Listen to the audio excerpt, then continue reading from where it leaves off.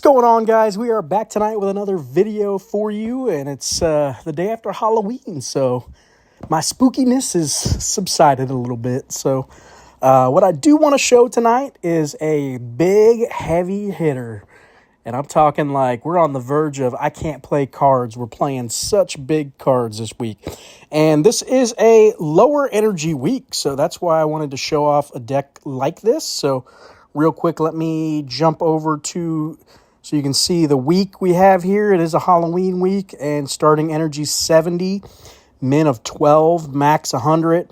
But our energy per turn is only 7, so that's kind of the indicator there that it's a low energy week. We do get that big starting energy, but it runs out quick. So by the end of the game, if you haven't planned accordingly, you can really get smacked hard. So you guys are going to laugh at this deck, but bear with me here. Just see. So titled her Big and Bad, right? So we are rocking a big fatty deck. Look at all these 9 and 10 drop cards in here. 11 drop, 9, 10, 7. I mean, another 10, another 7. There's some big cards in here, guys, and we are going big. So first up, we've got the Sun, 10 drop.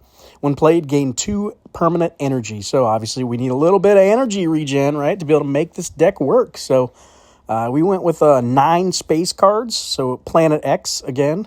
Nice. Going to bring this card back in style here. Get that nice plus 14 perm for this deck for our space cards. We've got Andromeda. Since we do have the 9 space cards, this card fits the bill. When you draw it, your space cards in hand cost -3 this turn. So nice reduction there. We've got El Dorado. Going to give us that 4 energy for 3 turns. Supernova. When drawing your space cards, cost -2 until played. So nice energy reduction there. Atlantis. When returned, this card costs -6 and gains +50 until played. So as the game goes on, it gets cheaper. Boxing deck. You guys love them. So when played, your cards with 70 or more base power, wherever they are, gain +14 until played.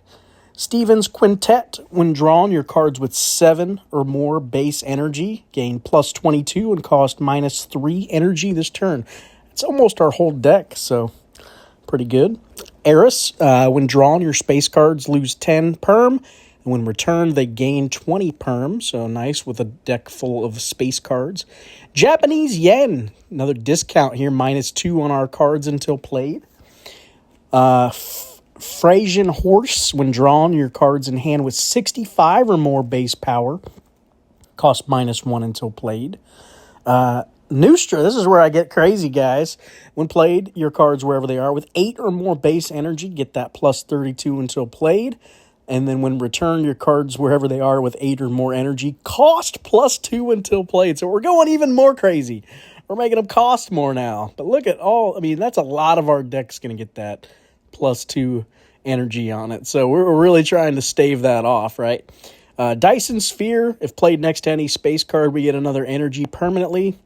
Terminator, big fatty. It gets cheaper, though, as the game goes on, as long as we play it on the last turn of the round. Heat Death, really trying to help us out here with this card. When drawn, your cards with 7 or more base energy cost -2 for 2 turns. And then your cards with 4 more base energy cost +2 for 2 turns. I think it's the only card in the deck that cost less than 4, so works good in this deck. Tully Monster. When drawing your cards wherever they are with 70 or more base power, get that +22 until played. And then your remaining cards in hand with 7 or more base energy cost -2. We've got Emperor Yang. When returned, your cards wherever they are with 4 or less, we don't care. We care about the next 2. So 6 or more base energy, get +10 until played. And then 8 or more, they, again, cost more, +10 and +1 energy. So we've got between Emperor Yang and Nustra fighting against us even further on our energy. So we have a lot going on here with energy reduction. And Snake Oil. When drawn, your cards in hand cost -5 this turn. But when returned, if you lost the turn, 12 random cards cost +2 perm. So that can really screw you. I actually had that happen to me one game, and I still won. So believe that. Snake Oil got hit with it. and still pulled through. So this deck, pretty decent. It can put some power down, especially for this week, because I feel like you're not going to see a lot of big fatties this week, right? Low energy week, so this is pretty crazy. All right, let's go try her out, and we'll see what you guys think. I like doing these crazy fun decks, so you know how we do it. You know how we do. But, yeah, we had some fun last night. Took the kids over to my buddy's house, a little trick-or-treating action. I'm a little disappointed, though, guys. This is my gripe.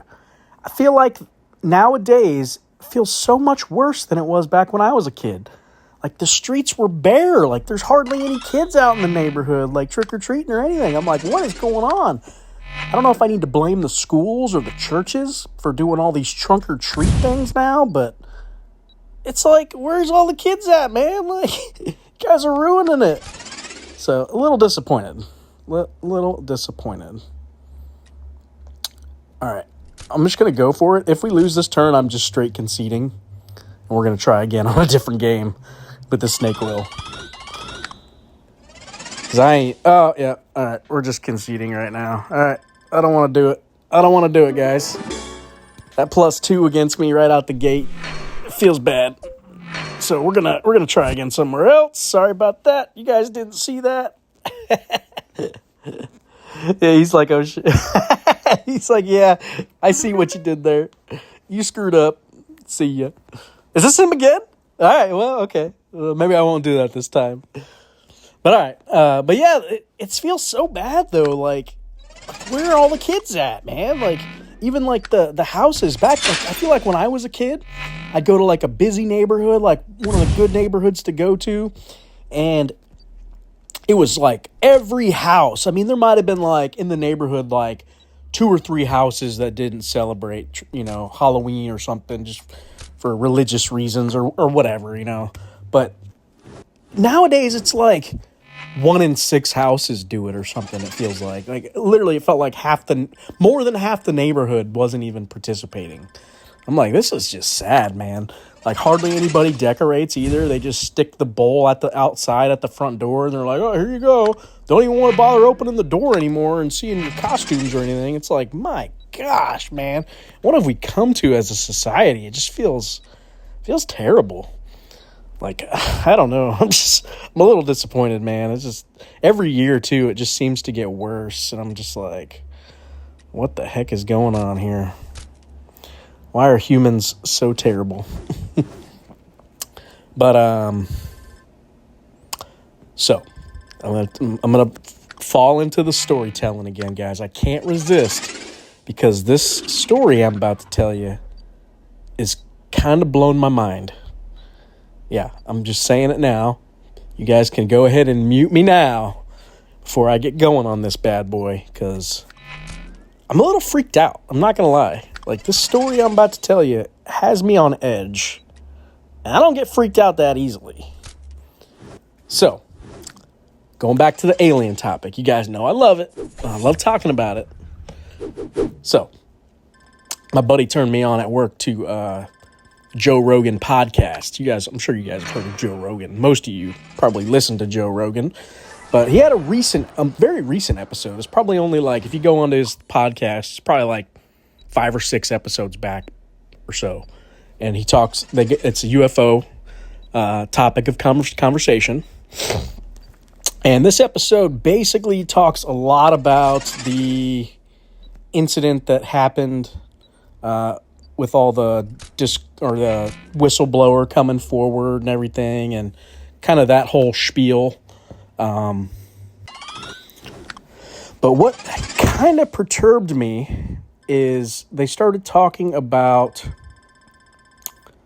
it seems like that so the whistleblower doesn't really, like in the Senate, isn't really delving into details very much when he discusses the, what he knows and all this stuff. But he says, we can talk about it in private, in like a classify, or, you need to get your basically get classified, and we can talk about it in a private setting or whatever. However they disclose it to these, officials or whatever you want to call them. Sorry, I kind of lost my train of thought there for a second. So yeah, basically we'll disclose it to you, but let's get you set up or whatever. And most of these people kind of go into it like, yeah, we're gonna tell the U.S. what's going on. This is gonna be where everything comes to light. Well, by the sound of it, this guy was kind of saying that most of these people, when they find out the truth of what is going on, it freaks them out. And then they almost have a change of tune, like, oh, never mind. We can't tell this to the U.S. We can't not tell this to the American people what is really going on here. It's so disturbing that for some reason they cannot tell us what is truly happening. So that is where I'm kind of like, well, what the heck is it? How bad can it really be that you cannot tell the U.S. what is really going on? So that's where I'm like, So they started spitballing ideas and theories. And the one I'm about to tell you, the theory, it almost turns my stomach a little bit. If it's true, I mean, if this actually came out one day that this was true, I don't even, it's crazy. So the theory is that these are obviously extraterrestrials that are coming from, another planet in the galaxy or solar system or whatever, and they are not they're biological / mechanical creatures, meaning they're not fully biological creatures. They're kind of like part machine in a sense. That's kind of like how we would, as a society, would send out probes to into space to check on things. That's essentially what they're saying they are. They're like, or what their theory is that they're probes that they get sent out and they look for hostile races or civilizations or whatever they're looking for. But they've outlived their civilization that was originally a biological civilization, no longer exists. So they've outlived them. So essentially they're almost like an AI, an artificial intelligence that has outlived their civilization. Sorry, I'm going kind of slow here, reiterating, just because I'm trying to make sense of it too in my brain here as I'm saying it. So basically they've outlived their civilization. They've realized, so they have their AI, right? So they understand kind of what's going on, and they've realized that they do not have a consciousness and a soul. It's kind of what they've figured out. So what they've done is they've gathered biological entities or genetically created biological entities for purposes of harvesting souls. I know it sounds ridiculous, but stay with me. So can you imagine your sole purpose of being right now is to have your soul harvested? Now, they say soul is not how we kind of interpret it here on this planet, or as humans, like we think of like this eternal, being that is, all eternal or whatever. They say the soul, and this is coming from a nurse who talked to one in Area 51 before it died, or whatever, or goes offline, or whatever you want to say, that I guess it told her that the soul that we are talking about, it's almost like a consciousness. So as humans, we have a consciousness, right? We have this, think of like we can create, we can dream. So you guys, every night you go to bed, you have dreams of stuff, right? That's a consciousness. That's essentially, they're saying that's your soul. That's what makes you you. This idea that you can dream up, or you can imagine things and create things out of thin air. How humans have, look at all the stuff we've created through time. We've thought these things up out of thin air, right? That's the soul. That's the consciousness. Your mind, it basically says your mind is so large and expansive. It can do like pretty much anything. Like you can think it, you can dream it, you can do it. So that is what they said. And they said it's actually a cell in your brain that we haven't found yet, that's hidden in your brain, that can be extracted. Is kind of the thought. So they've created a hybrid species on the planet that they can snatch your soul from you, what's your consciousness or whatever you want to call it, and stick it into a hybrid species, creating basically. So even if it's like a hybrid of themselves, like if they've created these machines that they can stick these things in. So the thing before it died said that it was gonna when it died, it was gonna be uploaded back to the server or whatever the cloud it had on its home planet. So it was somehow connected to the planet itself. It's fascinating, I feel like. Like, can you imagine?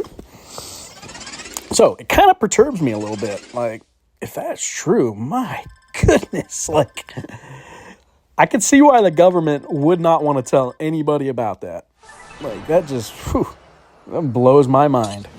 Yeah, by the way, so we've made deals with these aliens. They gave us technology, though, guys. They let us, they let us have some stuff for this. But yeah, we're gonna go ahead and let them abduct you and take your soul. So just it's no big deal, though. You won't even feel it.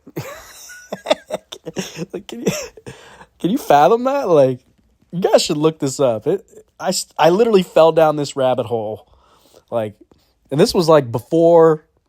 So I was listening to this podcast, right, and then I typed this in the search engine like at my 5:00 meeting before I left for Halloween for trick or treating, and I found this like you type it in, it pops up immediately, like this guy who wrote this whole book on this and came up with this idea too of this harvesting souls, and this guy.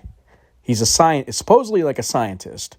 He did not believe at all in aliens. And the reason he ended up looking into this was his son actually asked him, Dad, do you believe in UFOs, that UFOs are real? Or what do you think?